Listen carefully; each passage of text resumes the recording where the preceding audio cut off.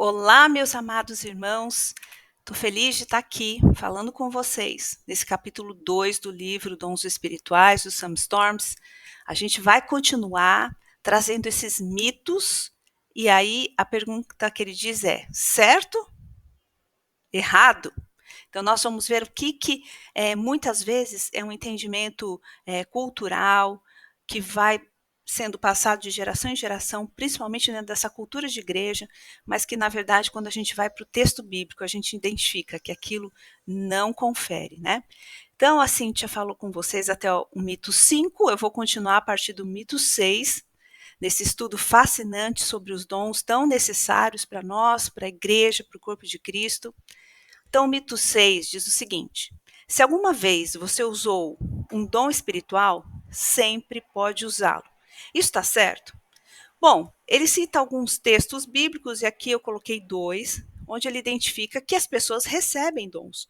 Então, por exemplo, o apóstolo Paulo diz lá em 1 Coríntios 14, 28, que existe o dom de interpretar e que quando alguém fala em línguas, é necessário que esse intérprete esteja presente no culto, porque senão essa pessoa fique calada. Também ele fala para Timóteo não negligenciar o dom que ele recebeu, mas para que ele seja diligente. Então são dois textos só para dizer que sim, as pessoas elas recebem um dom. Mas a grande questão que o autor traz para a gente é que os dons eles não são todos manifestos da mesma maneira no nosso meio. Então ele categorizou esses dons em dons permanentes e também em dons ocasionais e circunstanciais. O que isso quer dizer? Quer dizer que alguns dons, eles são permanentes, então todas as vezes que você quiser utilizar esse dom a serviço da igreja, do reino, ele está ali disponível. Por exemplo, ensino, liderança, línguas, misericórdia e tantos outros, né, que estão ali descritos no texto bíblico. Eles estão ali disponíveis e são permanentes, mas existem alguns dons que são ocasionais e circunstanciais, e esses dons estão nessa categoria de dons sobrenaturais, que é, por exemplo, profecia, cura, milagres. Você não resolve, quando você orou por alguém e ele foi curado, que a próxima oração que você fizer vai ser efetiva da mesma maneira. Não é assim que funciona, né? Deus, na sua soberania, ele pode sim decidir em que ocasião esse dom ele vai operar ou não. Inclusive, isso é algo que o pastor Bill Johnson, da Bethel Church, na Califórnia, ele sempre ensina, que não é porque um dia nós oramos e não fomos atendidos que nós vamos deixar de orar para que as pessoas sejam curadas. Muito pelo contrário, nós nos submetemos à soberania de Deus, em decidir quando ele vai curar ou não. E o que nós fazemos? Nós só obedecemos o fato de orarmos sem cessar, orarmos vez após vez, até que a gente possa, né, participar dessa incrível manifestação da graça de Deus curando alguém diante dos nossos olhos. Então, o Sam Storms deixa bem claro isso, né, que um dia eu posso muito bem orar por alguém e ela ser curada. Mas não significa que todas as vezes, infalivelmente, que eu for orar por essa pessoa, esse dom sobrenatural de cura vai se manifestar. Então, eu posso muito bem orar por alguém e isso não acontecer. Se a gente for dar uma olhada lá na realidade da África, principalmente ali em ministérios de evangelismo, como o do Reinhard Bonnke, até mesmo esqueci o nome dela agora, mas uma missionária que está lá e vivendo coisas extraordinárias, é muito comum pessoas ressuscitarem dos mortos, cegos sendo curados, aleijados passando a ver, até milagres criativos, que é um braço que já não existia mais, crescer novamente. Então, esses milagres, né, por uma soberania do Senhor, são muito constantes e acontecem com maior frequência num país onde impera um caos maior, uma extrema pobreza, como países da África. Então a gente vê isso acontecendo lá. Kate Baker, lembrei o nome dela agora. Então esses ministérios, eles testemunham de maneira poderosa isso acontecendo com maior, de maneira mais recorrente. Só que da mesma maneira, lá não é a Kate Baker que vai decidir quando alguém vai ressuscitar dos mortos ou não, quando alguém vai viver uma cura extraordinária, quando um braço vai crescer, né? Na verdade, ela obedece ao Senhor orando, sua equipe obedece ao Senhor orando, e Deus, na sua infinita sabedoria e soberania, decide quando vai manifestar esse milagre. Então, esse é o mito 6, né? Não é porque nós oramos uma vez e algo extraordinário aconteceu, né? Que o dom de cura se manifestou, que isso vai sempre acontecer.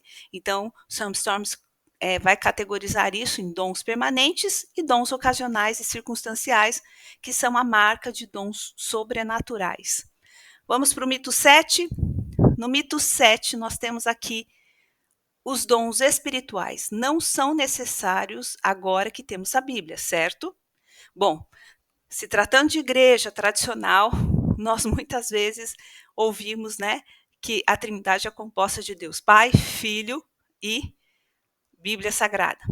Por quê? Porque, de certa forma, há um medo de, de descartar o poder da palavra de Deus e negociar isso com essa questão do mover do Espírito Santo. Mas acontece que muitos, né, em busca dessa preservação, da validação e da importância da inerrância dos textos bíblicos, acabam negligenciando o próprio texto bíblico por uma questão de tradição teológica. Então vamos lá. O Sam Storms traz uma coisa aqui muito interessante, ele diz: se os milagres eram essenciais, mesmo na presença física do Filho de Deus, quanto mais em sua ausência. Você está preparado para sugerir que a Bíblia é capaz de fazer algo agora, em nosso século, o que Jesus era incapaz de fazer no dele? Ou seja, o próprio Verbo que se fez carne habitou entre nós, Jesus, andando nessa terra, fazendo milagres, né? Se ele, sendo Deus presente aqui, precisou, né, dessa manifestação dos dons do Espírito Santo, quanto mais essa igreja de hoje, né? Quanto mais essa igreja que está no mundo, num caos, no mundo mergulhado na escuridão, que precisa tanto da revelação do poder e da glória de Deus, quanto mais essa igreja, né?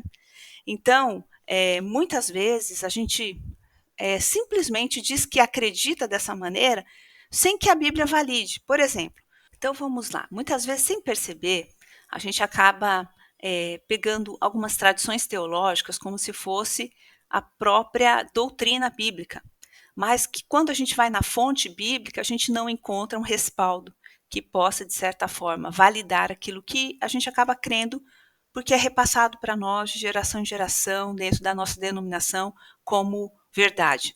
Eu vou trazer para vocês uma ilustração antes da gente se aprofundar exatamente nisso que eu quero dizer aqui. E essa ilustração é o seguinte: primeira coisa que eu quero trazer é que muitas vezes a gente acaba repetindo algo sem entender como é que isso começou. A receita da família, vocês estão vendo essa senhorinha aqui? Então, uma vez uma moça estava vendo a mãe dela preparar um peixe e percebeu que ela cortava a cabeça e o rabo do peixe para assar. E ela perguntou: mãe, por que você corta a cabeça e o rabo do peixe para assar? Sei lá, fica melhor o sabor, isso traz algo importante para a receita? E a mãe falou: não, é que a sua avó sempre fez assim, então eu aprendi com ela dessa maneira e eu faço igual. Aí a moça, questionando ali, pensando: puxa, agora eu fiquei curiosa, foi e perguntou para a avó: avó, por que a senhora corta o rabo e a cabeça do peixe? E tem algum segredo? Isso acentua o sabor do peixe? Isso traz alguma diferença para o prato? E essa senhora respondeu: não, eu simplesmente aprendi assim com a sua bisavó e eu faço assim sempre. E a menina falou: então eu vou precisar tirar essa dúvida e vou aproveitar que a minha bisa ainda está viva, e foi lá para a bisa: bisa, por que a senhora corta a cabeça do peixe e o rabo para fazer essa receita desse assado, né? E a bisa falou assim: ah, isso era porque na minha época a forma era muito pequena, então para caber eu cortava a cabeça do peixe e o rabo. Então, vocês estão vendo que 3 gerações continuaram cortando a cabeça do peixe e do rabo, justamente porque viram aquilo, né? E se tornou uma tradição.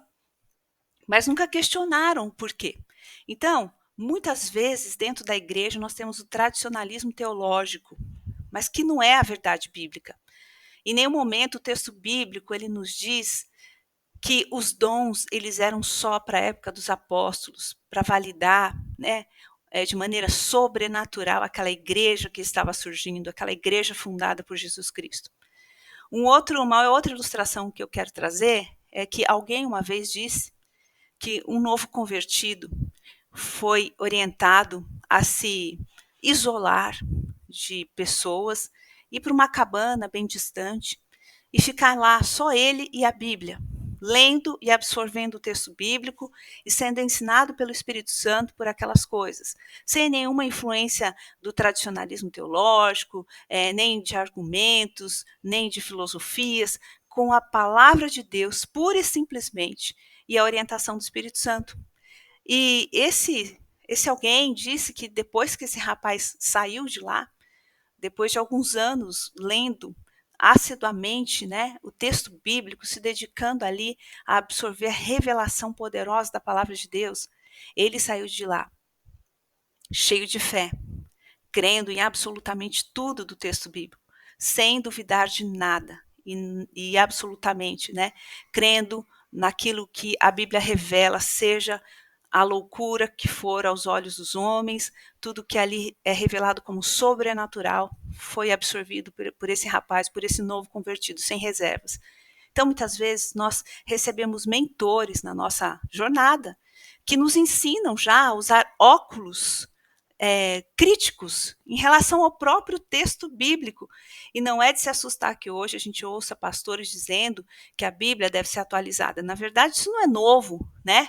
Nós sabemos de Rudolf Bultmann, que foi um teólogo alemão que trouxe, né, na metade do século passado, toda um conceito teológico e filosófico de que a Bíblia ela não deve ser levada ao pé da letra, principalmente o Novo Testamento, onde ele diz que tudo aquilo que é narrado é mito.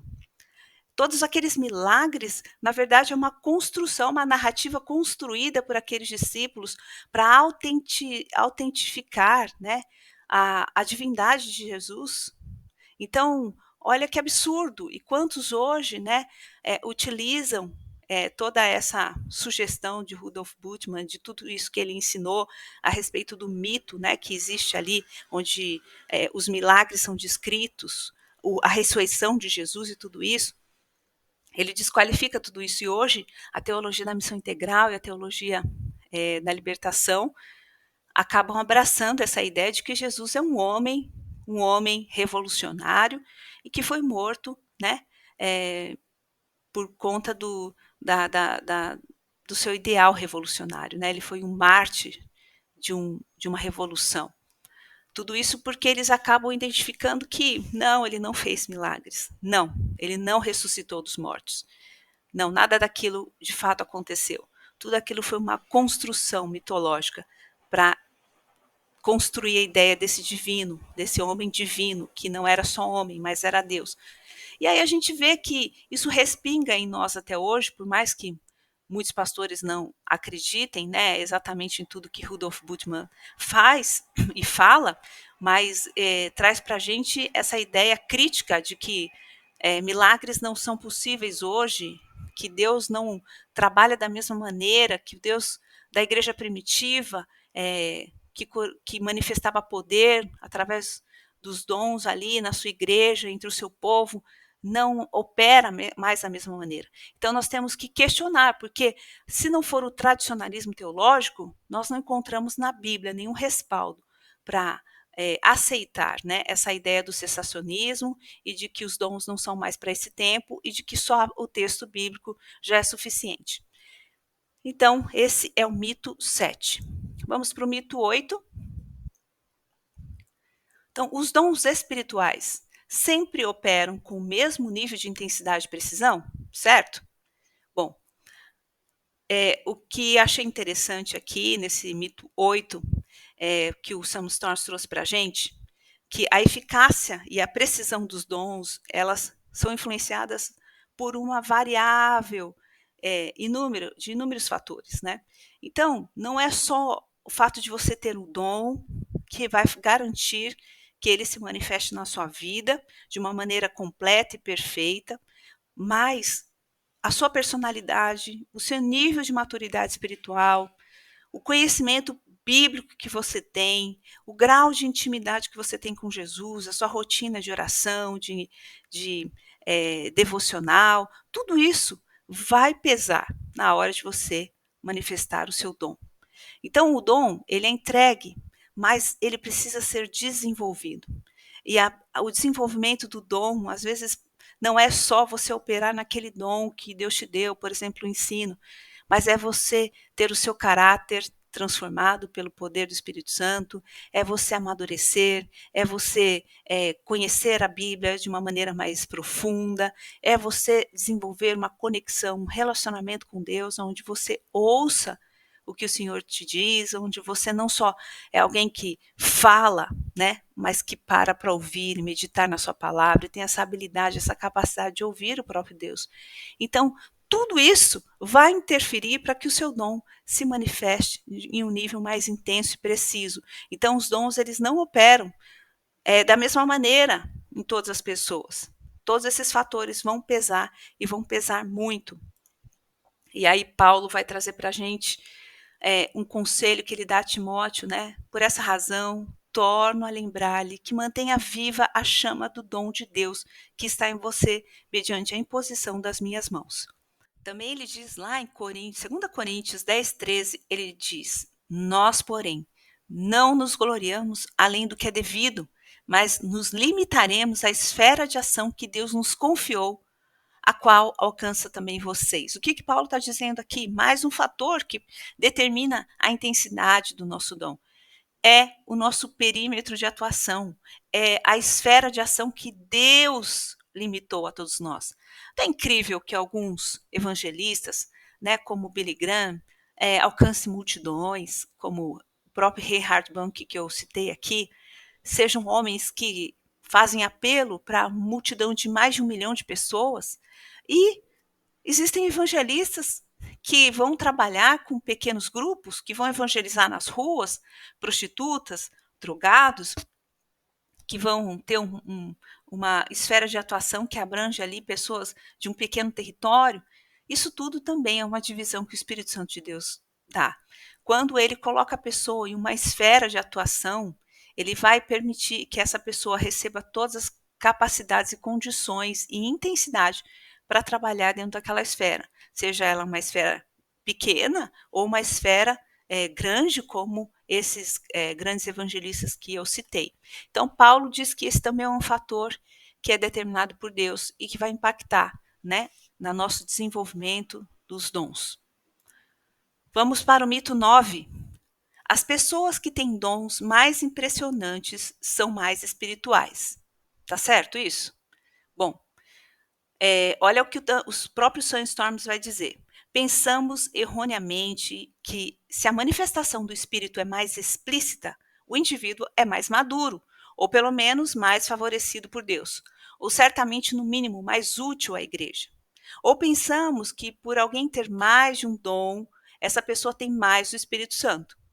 O fato é que uma pessoa com 10 dons pode ser menos madura do que uma pessoa apenas com um dom.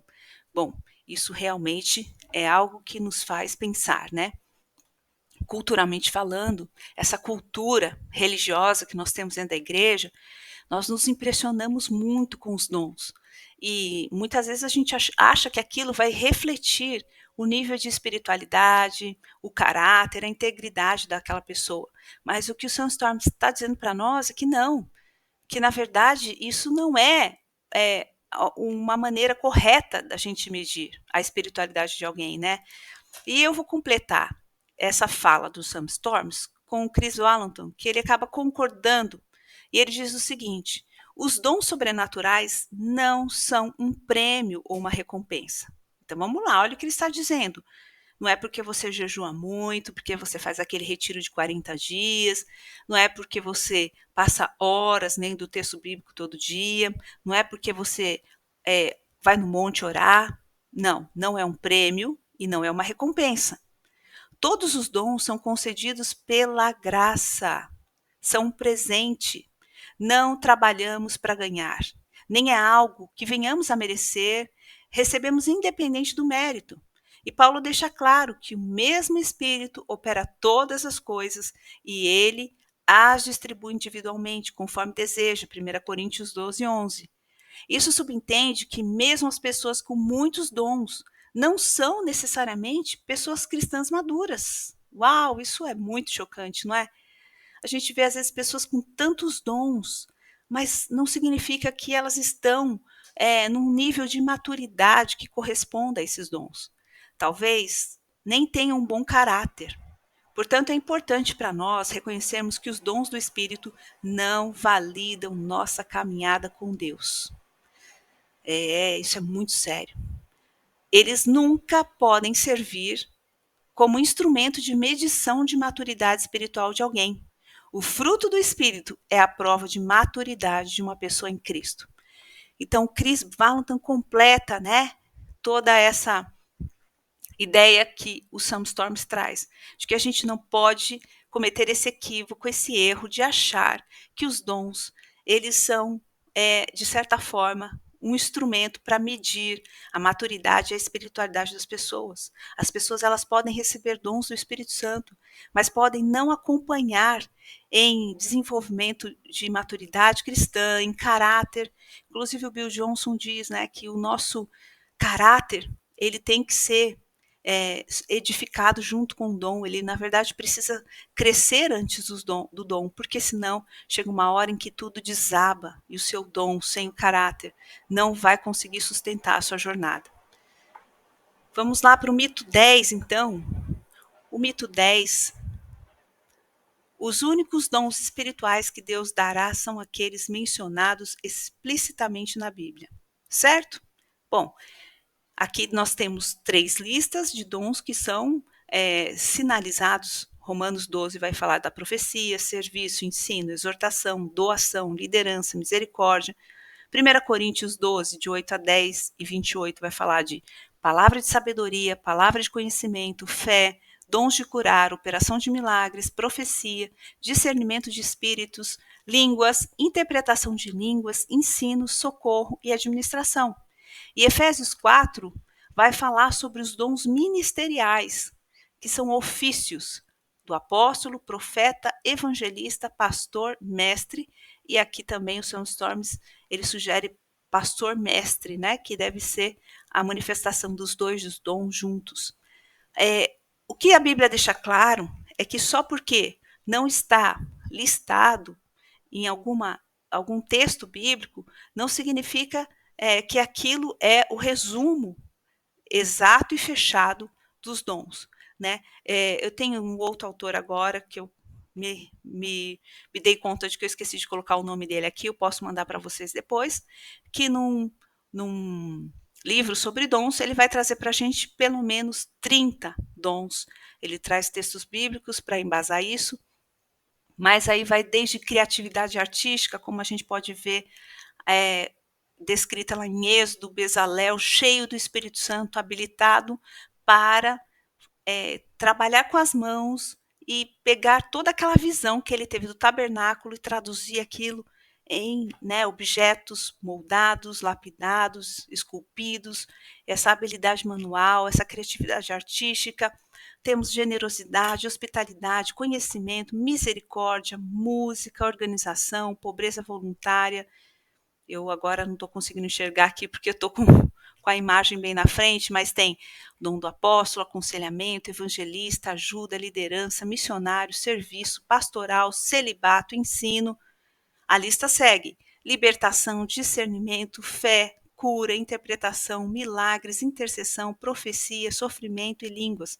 Ou seja, nós vemos que, na verdade, os dons não podem ser considerados restritos somente a uma lista de 1 Coríntios 12 ou de Romanos 12, mas a gente vê evidências bíblicas de que sim, o Espírito Santo de Deus concede habilidades sobrenaturais para que pessoas exerçam os dons concedidos por ele de maneira excepcional, quando exercitados, quando desenvolvidos.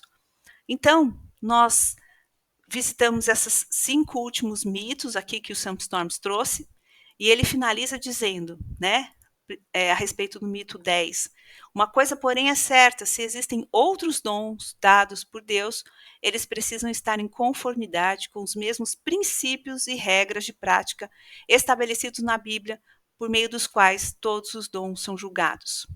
Então, eu finalizo essa gravação onde a gente visitou esses últimos 5 dons, e eu deixo minha alegria em saber de uma igreja que se atenta para os dons do Espírito Santo. Sem o Espírito Santo de Deus, nós não seremos capazes de cumprir o nosso chamado como igreja. Sem a capacidade sobrenatural que vem do Espírito Santo de Deus, nós seremos uma igreja que está fadada ao fracasso, uma igreja sem poder, uma igreja sem impacto, uma igreja sem frutos, sem colheita, sem multiplicação, sem abundância, sem vida. E eu sei que a tua vontade, assim como a minha vontade, é que nós sejamos uma igreja forte, que cumpre o seu propósito na terra, que glorifica o nome do nosso Senhor Jesus. Isso só vai ser possível quando nós entendermos que o Senhor nos capacita e que Ele nos dá dons para que a gente possa cumprir o nosso papel e o nosso chamado. Então, que você possa, nesse tempo, não só aprender sobre os dons, mas orar, buscando, pedindo ao Senhor pelos dons, e o doce Espírito Santo, que é aquele que distribui, terá grande alegria em nos conceder dons. Mas não para por aí. Aí, quando recebemos os dons, temos o compromisso de desenvolvermos esses dons como uma musculatura que é exercitada, para que a gente atinja níveis maiores de excelência e de intensidade. Então, que Deus abençoe você, que você seja cheio do Espírito Santo, que você possa viver uma nova estação, onde os dons são manifestos, para que a igreja onde você faz parte seja edificada. Deus abençoe.